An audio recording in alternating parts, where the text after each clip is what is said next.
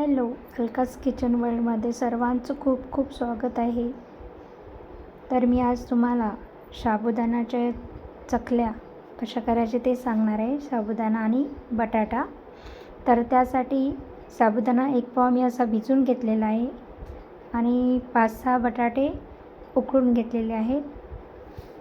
तर या बटाट्याच्या अशा साली काढून घ्यायच्या आहेत आणि ते भिजलेल्या साबुदाण्यामध्ये बटाटा टाकायचा आहे आणि ते व्यवस्थित असं मॅश करून घ्यायचं आहे. या बटाटे आणि साबुदाण्याच्या छान लागतात चकल्या. आणि चवीपुरतं मीठ टाकायचं आहे.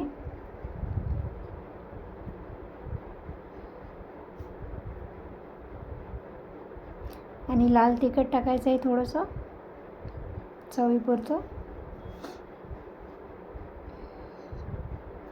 आणि आता हे व्यवस्थित असं मिक्स करून घ्यायचं आहे. तुम्ही हे एकदा नक्की करून पहा. साबुदाणा आणि बटाट्याचे चकल्या छान लागतात आणि जास्त मेहनत पण लागत नाही, लवकरच होते. बघा, हे असं व्यवस्थित मिक्स करून घेतलं.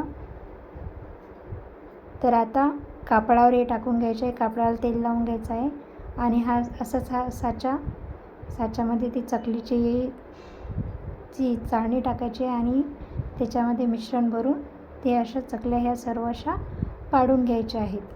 तर ह्या चकल्या उन्हात वाळू घालायच्या आहेत. वाळल्यानंतर 1-2 दिवस वाळल्यानंतर मग तेलामध्ये तळून घ्यायच्या आहेत.